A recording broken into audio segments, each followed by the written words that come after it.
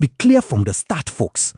When we talk about the relationship between armed forces and citizens in Nigeria, we are not talking about abstract politics. We are talking about lived experience, street by street, neighborhood by neighborhood, and sometimes fear becomes louder than trust.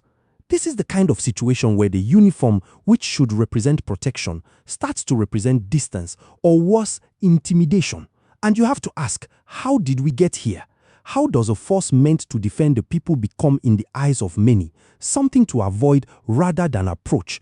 It matters because it shapes daily life. It matters because a young person walking home at night shouldn't have to calculate risk, not only from crime, but from authority itself. And yet for many citizens, that calculation is real. That tension is real.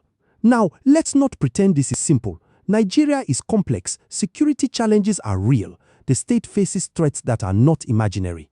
But here's the contradiction. When security is pursued without accountability, security stops feeling like security. It becomes pressure. It becomes fear wearing a uniform. And I ask you, what happens when trust breaks down?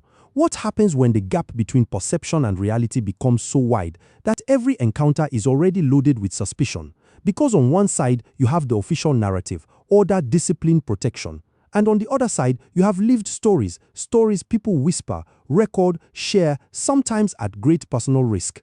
This is the kind of disconnect that doesn't fix itself with speeches. It doesn't vanish with slogans. It demands transparency. It demands restraint. It demands consequences when lines are crossed. And maybe the hardest question is this: how many more moments of tension does it take before trust stops being repairable?